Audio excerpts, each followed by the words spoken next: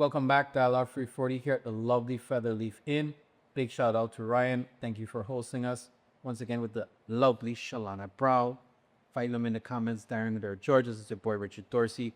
Positive T Nelson here again. Mr. Senator Positive Nelson. I have all the prefixes for you. Names, yeah. You left the Senate to be a commissioner. Could you tell us a little bit about your commissionership within agriculture, and that can open the floor for us discussing you in an executive? Okay, I appreciate it. No, as for clarification, I didn't leave to go to be a senator. I was going to make a gubernatorial pursuit. It didn't work out. And I did endorse this at current administration, not for a job necessarily, but he gave me a position and I did accept agriculture commissioner. And it gave me great insight. I felt being a commissioner and seeing where the commissioner's hardships were or are, I felt somewhat guilty having been a senator and been used to be. No, I knew I was doing it because I was trying to press the commissioners to show the shortfalls in the administration at the time. And having been now on that side of things where I'm experiencing the shortfalls, I'm experiencing deficiencies, you know. As a commissioner, you don't write a check. You can't write a check from the department. You have to put in a request, and then that request has to go to OMB, to finance, back to OMB before you can get something done. And so I saw where the bottleneck, I saw where the disconnect. It was a great experience, actually, as frustrating as it was. It was a great experience because I feel, and that's exactly where I feel we can tighten up, where government can be more efficient. Where did you see the most lack of optimization? We spoke a little bit about the cumbersome processing of payment. What other areas in agriculture did you see that more? Well, in agriculture itself, well, when we talk about agriculture, I know we are having some of this offline, but I have to bring it back into focus. When we talk about Black people in agriculture, we suffer from PTSD, post-traumatic slavery syndrome, where we don't look at agriculture as a career opportunity. We look at it as a choice of last resort, where if nothing else can work out, go farm. You know, if you ain't smart, go farm. You know, so even to the education system, who we usually channel to agriculture, our students, not your top learners, our modified instruction students, and it's been quite unfortunate because we should look at food as a matter of national security.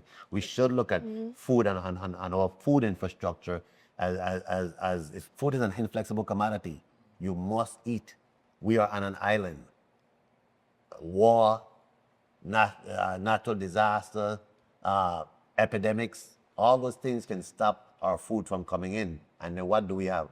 We don't even have a proper food storage here. Our food storage is in Puerto Rico. So we need to have a food infrastructure here that makes sense. Now, the program, agriculture, we actually have a generous agriculture program here in the Virgin Islands. So what we do for farmers, low cost land, free water. Some of them that's close to the grounds have electricity. So we do a lot, and then there's a lot of grants available, not only local grants, but federal grants. Under our tenure, what we did was, and a lot of farmers would not qualify because they did not keep their paperwork up to date. So what we took time to do was to get farmers to the point where they can qualify for grants. And for some reason, they're not telling the story, but many have received grants that allow them to get equipment so that now they can do better farm work. They don't admit to these things, from free trees to free soil so we gave a lot. But I see where, from an administrative standpoint, we weren't getting the funding. They did not increase our budget none. Matter of fact, they were cutting the budget. I had a budget of about $1.6 million. What am I going to do with that? So that's the part I wanted to get to, because like you mentioned, agriculture is one of the lowest term budgets in all of the departments, right? And in comparison to our states like counterparts, they put so much into USDA. Why don't we see the value, besides the PTSD part, why don't we see the value in agriculture, the economic value, and also that's not economic, but also lifestyle, because the food that we ingest also impacts our health. Yes. Why don't you think we see that in the Virgin Islands, and even from the extent from the executive and the legislature branches as well? Because we can, I don't want to sound like repetitive, but we can't move away from that PTSD. If leadership doesn't value with the food production and pump monies and into it, then it's going to, so I feel because it's hard to get even students to study agriculture. I introduced something as a senator, agriculture in the classroom, okay? Agriculture from K to 12, where you track, because most of the farmers are older now, 67 is the average age. So you need to get at that interest, so you have that pipeline. But if you're not making it available, if you're not driving the interest from at the school level, what you're going to get in there? You're not going to have the people to participate. Luckily for me, and I want to brag about this, my daughter about to graduate with a degree in agriculture from the University of the Virgin Islands. I did not send her to do that. She saw the interest of being around and realized how she's conservation is her area and food production. How necessary it is for us to, one, conserve our soil, conserve our water, and grow food. And people call us protectionists or tree huggers, but you can't grow food in a dirty environment. You can't grow food if your aquifers are contaminated with oil. You can't grow food if your soil is being run up due to floods and the lack of flood mitigation and plants where water is properly running in drain and ponding so it can soak in. It's going out there and it's congesting the reefs. It's killing the reefs and chasing the fish. It all ties together. And I believe if it's being really spoken about in a real authentic way at the top levels and being driven at the top levels, we'll see a lot more. But if it's just looked at as a side issue or the Rastaman of the complaints, show them something at Bodo and show them something, that's not how you deal with agriculture. One last quick question about agriculture. How do we make agriculture quote unquote sexy to young Virgin Islanders? Thank you for using it, because that during one I fear and Assistant Commissioner Collingwood should always say, we have to make agriculture sexy again. How? By letting them see that it's more than just the pickups and the shovel. There's technology. There's some fancy things you can do. Like, if you study agriculture any place in the States, USDA scoops you up quick.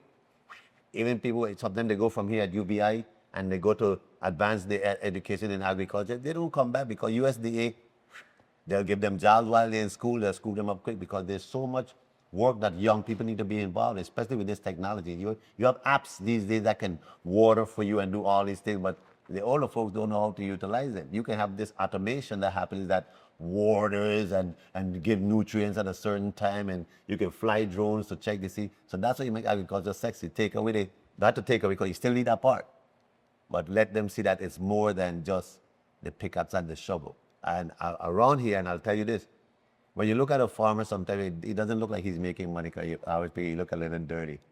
But the farmer is making money, and unfortunately, and we had to tell them about doing this as well, they don't keep good financial records, and they sort of hide some of that, okay? Because even though they're tax exempt. So when you're trying to go to the bank, when you haven't kept financial records to try to get a loan, to try to do something, it's almost impossible because you haven't filed proper taxes. So that's why, to let them see the necessity and paperwork, all these things we make, and there's so many aspects of agriculture. I think is how you're going to make it sexy again, beyond the digging in this actual soil. There is a division of sustainability now within the Virgin Islands Department of Education. And so I think that is one step that the school system is trying to strengthen our need for sustainability in the territory. But can you tell me, like, actual frameworks do you think, like, from your knowledge of being both an educator and both a commissioner of agriculture, what are the actual framework or the steps we could do to pipeline more young people into taking careers in that? I think from simply starting with it, like school gardens. Suppose we had a program that's, let's say, okay, complex. We want you to take 2 of those acres you have back there, because they have farmland there for agriculture program at the complex. We want the complex, we want you to farm those 2 acres in just tomatoes. Mm-hmm. Okay, and then we giving the school, like they giving the tomato to whether the ag market, where we have a clearinghouse for food, and we have different schools growing different food, not a bunch of different everything. So, yeah. You see what I'm saying? So this is a practical way to see them, not only see them grow it, because I've seen students get very excited about growing something, but then to see monies coming back from it, where the school programs now are getting some of that funding from that. See, when they participate, when somebody can do something and they see they hustle, I mean, that gets you on the move when you can see. And don't you think interdisciplinary studies help to do that too? If science is rooted in that, and math is rooted in that. Of course, because you do soil testing. Yes. So you actually learning all these disciplines without realizing that you're learning it, right? Yeah, and so it makes learning fun. Yes, I'm such a big proponent of interdisciplinary learning. And that's how to get it done. So I believe strong. Yeah. That if you were to expose the students and show them, even measurements. You know how many people, grown adults, can read convert or even read the measurements on a ruler. So you just got to return it to that. And not even agriculture alone, but the trades, the tech school, the vocational school, whatever term you want to use it, that is so necessary. And we're moving away from it, Do you want to talk about diversification? Like, what is it? I said it before. It's like 75 more years before we're in the 22nd century. How is the world going to look, and how are we preparing ourselves as an island space, right, connected to the Caribbean, and also being a part of the erosion from larger spaces? How are you see that we can be in readiness, job-wise, and also infrastructure-wise, to keep up with the demands of the rest of the world? Good question. You hear right now the governor talking about having to import some 5,000, 6,000 workers. Okay, when Hess was being built back in the early 60s, they had to do something very similar. They went to the islands and they brought people who were in school about to graduate in trade schools. They waited on them to graduate and they scooped them straight up with this Trinidad, Aruba, Curacao, and they brought them straight here. And over those years, we still haven't developed a good civil trades program. Because we dummy. I worked at the vocational school. You had counselors and all these things on the other side of the school used to say, we're not doing any real education, and like downplay what we were doing. And I was teaching accounting, mind you. Accounting is a trade. So when you're allowed to have this fight going on in the same system that's supposed Liberal to, education. President Clinton passed a measure that was to say every student is supposed to graduate with a trade skill. We don't follow up on that. But when you have that skill, you know how many co-workers are like plumbers, they're teaching or they have a bit, but they do some kind of side trade, and that's where they're really making their money. So I feel we just need to put it back. Did I stray from the question? What was the No, question? but yeah. So we're looking at our last segment, going into pure governance now. Okay. Mining time. You're in the driver's seat. One, the office of the governor. Yes. What are your first 4 priorities? First priority is to get a true assessment of government finances. I'm not going to jump in there. First of all, let me say this. I think one big mistake a new administration makes is get inside there and remove the entire cabinet. That's setting yourself back. That's like putting in a cold team in a hot game. You follow me? Gotcha. You can't change all your players one time. That's a smart coach wouldn't do that. Same way, so as governor, you got to see yourself as the coach. So one, you want to keep people working, okay? First thing I'm going to tell people, I'm not just going to just send everybody home, send me a resignation letter so you have people with all that anxiety. No, you get in, you'll make a true assessment of government, of what it is, where we really are. Because even at the Senate level, we had to rely on the executive branch to give us numbers, and sometimes they fudge the numbers to support what they wanted. So we did that, and therein also, beyond them first days, we need to make sure that our financial system is accessible to the decision maker so that we all can see the same information. I'm not relying on you to give me a piece of paper and you manufacturing it to support what you want at Can the you time. drill down in that? So the Explain ERP what you mean by- system. So the ERP system. The ERP system is supposed to tell you, we're in 2026. We have the technology that I suppose be able to tell from without Department of Finance, budget, or even governor's office, how much a particular cash register brings in at a particular time. Because the technology is there to tell us for accountability. I can tell you what this department brought in today because it went on and all of those are connected, interconnected on the system. But when you have a ERP system that is still not fully connected, you see, I believe therein is where some of the room for malfeasance happens. Because you're using projections Uh, instead of real-time data. Exactly. And you're using it at your convenience. So you're not going to wipe the slate clean. I'm not going to wait to say Fix the financial access so that everybody can have access to the same information. What are your 3rd and 4th major plans? So we have to, people are going to be nervous about this, but government needs to be reorganized, restructured. We made I'll give you an example. Public Works Sanitation Division was underfunding.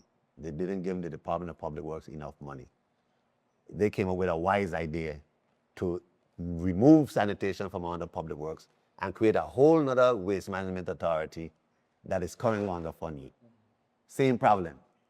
But now it's more expensive because you have layers and layers of administrative personnel that you didn't have when that division was under public works. So we had to look at government and let it make sense again. Do we need 26 departments? Do I mean I'm going to send people, lay off people? No. But some will be shipped over to where it makes sense. You have to look at government. You got to put out the whole organizational chart of government and see where agencies are fighting for the same, doing very much duplicating services, fighting for the same source of money, and delete those. Okay, put them together so that it makes more sense. So what you'll do in doing that is you may have the same cost of government, but the government will be more efficient because you're redistributing from these layers of administrative personnel to frontliners. Okay, like we fighting a war, but my front line have no ammo, no soldiers. But I'm back in headquarters with excessive generals and nobody to stop them from breaking to the front line. You follow me? So we need to fluff up the front line, and I shouldn't use the word fluff, but support, yeah, reinforce support. the front line so that we have the ammo. As a teacher, that's what we were saying. More ammo, no books, no pay, none of this stuff. But we expect that you have a principal, you have all these issues, and here's the principal telling you, teach 26 chapters of accounting in a semester. He's not asking about our books. He's not asking about our pay. But he's asking me to cover 26 chapters. First of all, you can't cover 26 chapters in accounting and it makes sense to the students. And then second of all, you're not making sure that I have the supplies necessary to do my work. So what I'm hearing is, will there be like a reapportion, like reappropriating, not just what services serve in the hierarchy, but also like some of the fringe benefits, the high-paid executive staff? Are you looking to shift some of that back down to the rank and file? Well, yeah, when you say fringe benefits, you got to kind of set that everybody gets the same fringes as far as insurance, retirement, and those. Well, things. let me be a little bit more specific. I've seen higher management individuals with 2 and 3 iPhones, laptops, lots of travel, driving nice cars. The offices are more decadent. Okay. In that case, yes, we will be more frugal with our spending, and it's necessary. Why? Even at agriculture, we were going to our phone records and we realized that we have this bunch of phone lines that weren't active. When we started looking into it, they had about 50-something phone lines that we were paying for, and the administration before us was paying for. I mean, since Hugo, these phone lines weren't operating, and they had us owing some, I think $300-something thousand for phone lines that were not connected, weren't working. Now think, that's one department. It's likewise with phones. Okay, we need to be more efficient with our use. Accountability for distribution of phones, distribution of vehicles. People don't like to hear this, but do you know the cost it is for so many government employees to be driving vehicles at home? Do you know the cost of maintenance, the cost of fuel? Yeah. Insurance, right? So if we can scale that back by having motor pools, okay? I work for the state of North Carolina. At 5 o'clock, you have to go check your car in. If you took a car out that morning, that car had to be returned that day. And if it was going to be out for some reason, you had to have permission, and the Raleigh Police Department would stop you, ticket you, tow that car back if you. We kind of have to tighten up. People don't want to hear this because there's some people who haven't had their own personal car in about 20, 30 years because they're driving government cars everywhere they go. Every day, everywhere they go. Beach, movies. All over the place. All over the place. So I ain't going to sound like no hypocrite. I did have a commercial car, and it's not every time I'm going to put it down to make a run here or there, but I'm just telling you that these are the things, you can say a commission is almost excusable, almost. But when you have these all the way down the line, that's a big cost. That's a big cost. So we're deep into your first term as a governor now. We have still time.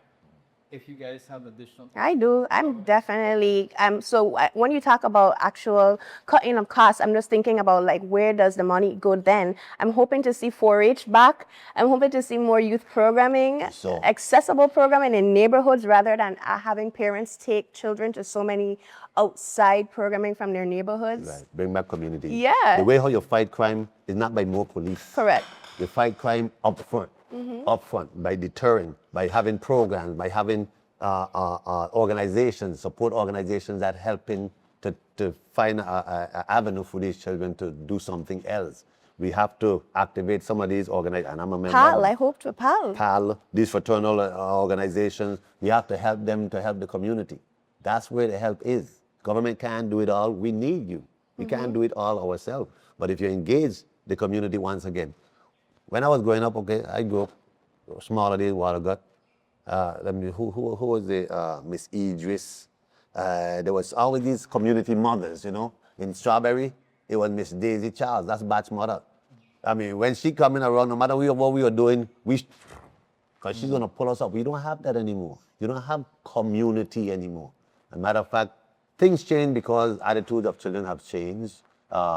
There's people having access to weapons and stuff. I get it. So you have adults don't want to talk to children. They're afraid of the younger people. And, you know, like when you were small, you know, you're younger, you used to cuss. But when you're around adults, you act like you don't even know those words. These days, some children will be right there, we stand up here talking, and they'll cuss to the top of their voice, and none of us will tell them nothing, and they will look at us and just ignore that some adults are standing right next to us. That's because the community is lost. What the problem in the school ain't just a school problem, it's a community problem. How do you return that? By returning community, by seeing where it is we can divert funds. If we're saving from this waste, okay, you use the funds to all those programs that they took out of the school, all the arts program, all the extracurricular programs, all the after-school program. You have teachers leaving the school, teachers who used to have after-school programs, leaving the school to go in someplace else to work. That's additional funds that they can earn in the same school. So that's a commitment?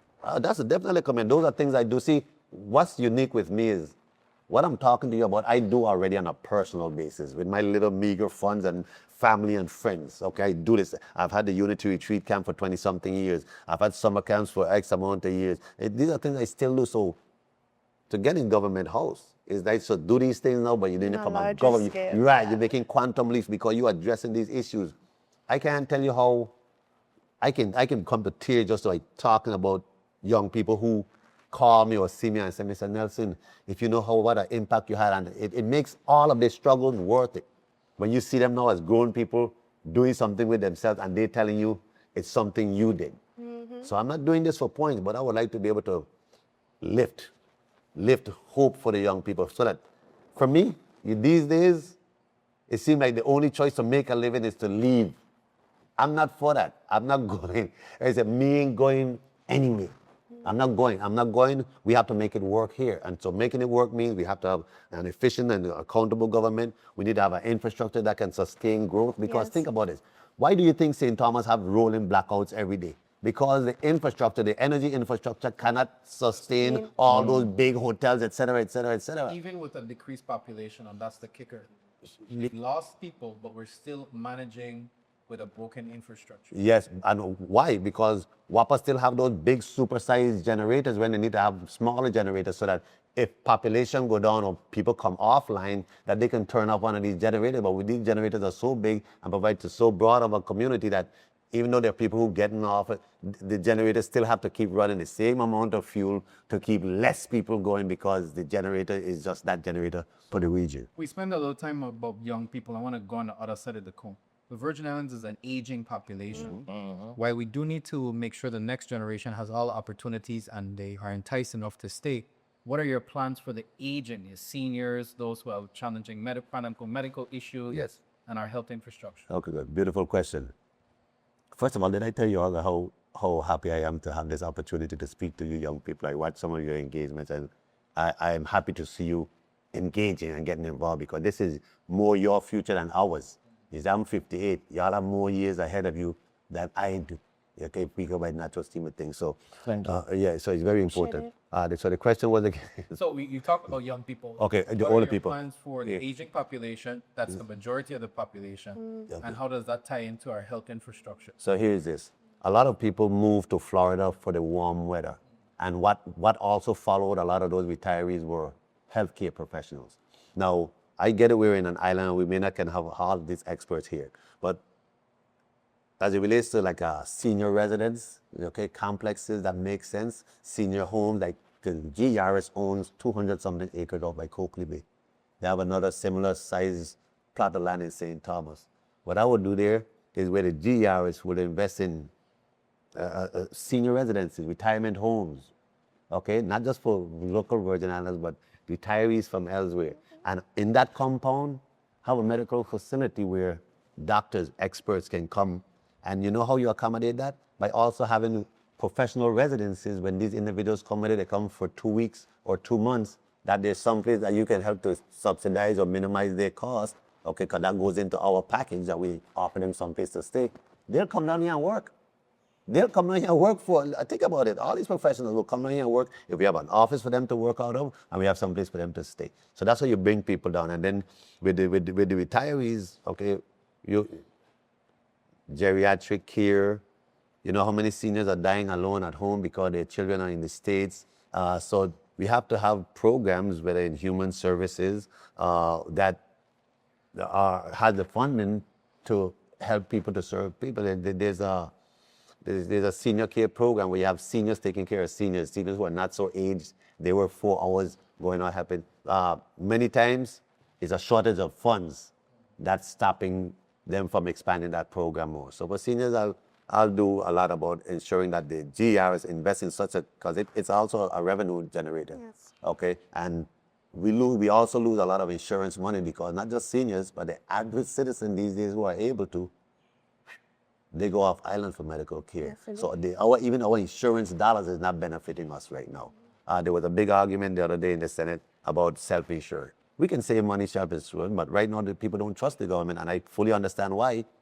But if we were able to show that we can be responsible enough, it would make a whole lot of sense. But right now with our record, no. Wow. And I don't blame them for saying no at this point. So unfortunately, again, you're running out of time. Daren, ladies first. Chalana, I'll allow you to get another question out of Senator Nelson before we get to wrap up. Yeah, so what I really love about social media is that as a story goes up or an incident happens in our territory, people have the real-time capability to share what they feel about it. And I'm saying that because there's been an uptake of sexual violence in the Virgin Islands, and that happens ever since the hurricane. Quantitative information has been going out about that. What do you feel about what does that say about our community? What kind of work that needs to be done for us to be able to protect our young ladies and also to hold people accountable to behaviors? Okay, might as well add a young men to that. So Yeah. children, Yeah. to protect our children. And it's unfortunate, like, these days when we go someplace, you know what they refer to us as, oh, you from these islands. And I don't like it at all. We need to be stronger about, we have an issue here where sometimes people are aware, but they don't want to say anything because we're such a small community. They don't just turn their head. You need to stop turning our head. Young people, when they don't feel cared for, they act out. Some of the behavior you see in these young people is because they're going through some things. You might see that young lady acting about a young man acting about it. When he's being molested at home or by some family member, and he had or she doesn't have a someplace to go and feel safe. One time I had this experience and it hurt me so bad. I was at a graduation and a young lady walked up to me. She wasn't a graduate, but she was there as a family member. And she looked at me and she's like, help. Everything about her was crying help. And she was trying to talk to me. But apparently whoever was doing what to her was close by. And so I sent my chief of staff, a lady, to go talk to her to try to, but I felt so helpless not being able to do anything. And I'm almost certain whoever she was trying to tell us about was a family member. And they were very right there present. And you could see her like saying, help me, help me, help me, help me, help me. And human services, again, going to these children home. In Department of Education itself should have all that tied together. So within education, you should have, because you don't put on education by itself, but you have interaction with school personnel. You know who told us something was wrong with us when we were in school? The school nurse. Then he need to go check out the doctor for glasses. The school nurse. When you don't have these kind of professionals in the school anymore to find out when something is wrong psychologically, find out when something is wrong emotionally, find out when something is wrong healthfully, and then you can refer. And then same way, you can have these same professionals going in and checking into the homes because some of the homes themselves are not safe. Sometimes it's, mommy's new boyfriend. Sometimes it's daddy's new girlfriend who mistreating these because they just have this. And I used to have students come to school and in the morning, they're hungry and they're sleepy. You'll be like, you just came from home. How come you're sleeping? You just came from home. And when you hear their stories, oh, well, you know, such and such, work all night. I have to take care of my younger children. I got to get up to make breakfast. I can't get my homework done. And that is a real life situation that happens more often than we'd want to admit. So what do you do? Can government fix everything? No. But government needs to start to be able to play the role of a surrogate parent to organizations, to, you know, the professionals. And those are the areas we need to hire in. You know, I think we're trying to create a new middle class by giving higher paying jobs, which is nothing wrong with that, but you can't miss the services that are necessary for people to, young children to be able to grow up to be good adults, because if they have these issues growing up, what type of adult do you think they're going to be? So I don't think we're addressing the issues because we wait until they become, I mean, look how many mentally ill people, more and more, we see new people popping up on the streets, and we ignoring mental illness. Why can't we, same thing we'll do about seniors, we do something similar for you, where you have a healthcare mental health facility that doesn't look like some cooped up cage jail, but it's a compound that have like some tiny homes or what have you. And again, with a facility in the midst of that way healthcare, medical, mental health professionals when they go to work with maybe like 24-hour, 36-hour shifts where they have places for them to stay on the compound and deal with these individuals so that they have some level of normalcy while they work towards becoming independent once again. Shooting them up with medicine cannot be the only solution. I will be remiss to ask economy, right? Because a lot of the things we're talking about is still tied into economy, right? And I will be remiss to say also, I think a lot of people in the Virgins are really hurting economically because cost of living. We talk about the cost of insurance, WAPA, healthcare, food. What will be 3 economic priorities that we will implement if elected governor? I got to continue to mention WAPA as an economic entity because WAPA in itself is closing down businesses, it's causing people to move off island. So we'll fix the power grid. Building is very expensive because building materials are very expensive. I've already had conversation with individuals, steel, cement, who have an interest because they want to use, I see us in a prime opportunity because the Caribbean, the greater Caribbean, we can be a springboard for the greater Caribbean if we allow certain manufacturers to come here. Not only will we have access to those commodities for construction, etc., but then those businesses will provide jobs and then we'll be able to serve the greater Caribbean. Wow, that's the best situation for us. We're American in the Caribbean and it's time we capitalize on that. It's time that we receive the economic benefits by being American in the Caribbean, and we can be that. It's the same way like my people from the islands, they come here. They still continue to come out. Now they're bypassing us because what's here? We don't even have a good hospital. We don't have good health care. Our university is stagnant. It hasn't included other programs with same old set of programs, degree programs. I mean, I'm not dissing them, but you're not. We have to expand. We have to improve. We have to make available education that people want. Executive education program. I have all kind of leadership certificates from Harvard and Notre Dame and all these kind of things. You got to understand that our university can't always have people in these 2-year, 4-year programs. Executive education means that you want a working professional who wants to improve or expand or change jobs should be able to come there sometimes it's just 3 weeks, sometimes it's 2 weeks. They're compressed programs that by the time you finish, you have a certificate and you're ready to shift. It's almost like that AI thing I see advertising all over. I go to a course in AI, I know they're doing things. You have to allow people to have a portal for growth. My final question, my final statement is that I believe public trust has been eroded sharply in the last 2 terms. We all have grown up with the stories and what the children them said, the school children said. bad man this and who getting this money. But in this administration, we have commissioners who have been going to jail, OMB directors, police commissioners. I believe one commissioner even said during his trial, this is how all commissioners make their side hustle. As governor, what will you do to restore public confidence in government? Very good question. Well, first of all, I'm going to hold myself to task.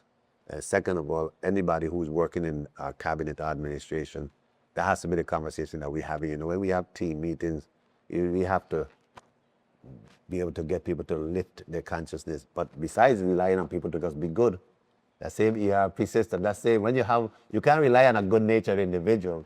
You have systems that you put in place that will send up red flags. And you can't have the fox watching the hen house. You have to have different people seeing different as far as checks, seeing where the red flag goes up so that I can check you. If something goes up red flag, hey, what's happening here? That's management and make it real. Make it real. I think leadership makes a difference.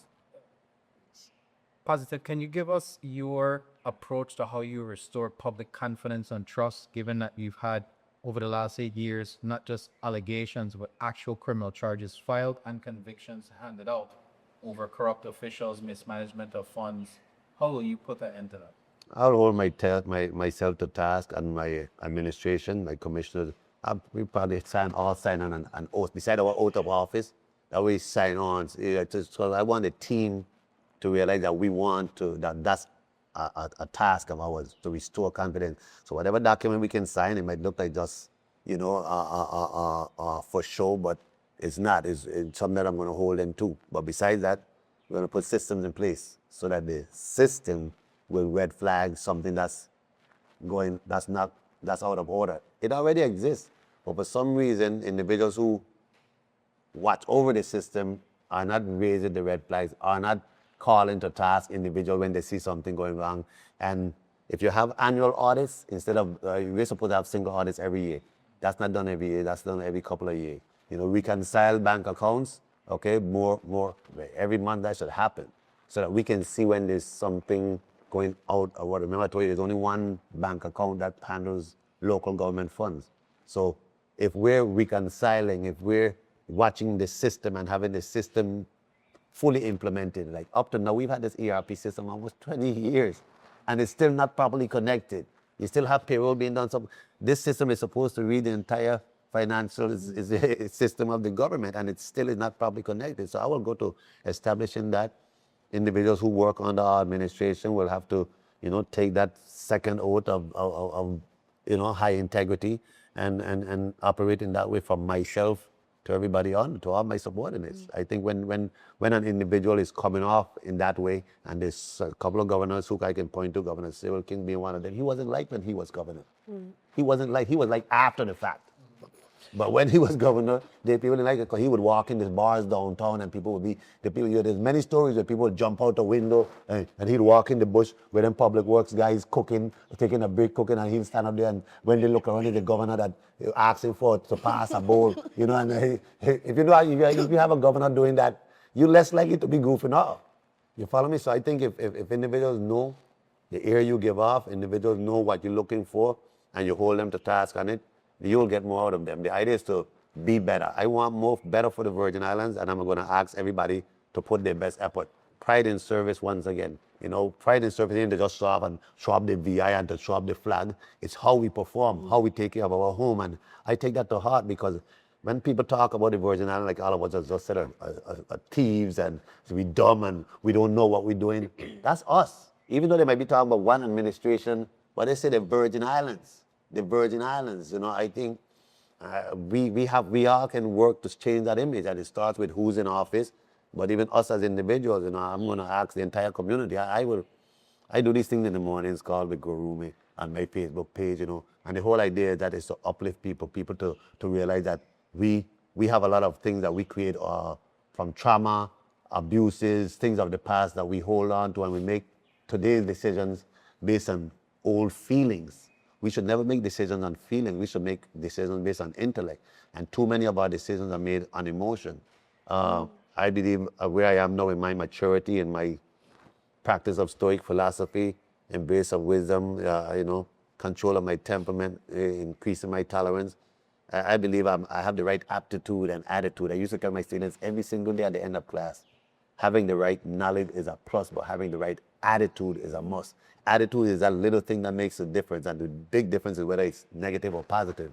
When I say positive is how I live, that's not. I changed my name officially to that because I want, when I'm trying to jump off the handle, when I'm trying to say the hell with it and lose my cool, I'm reminded when you just call my name, it's like it snaps me back into focus, like, hey, this is what you say you are.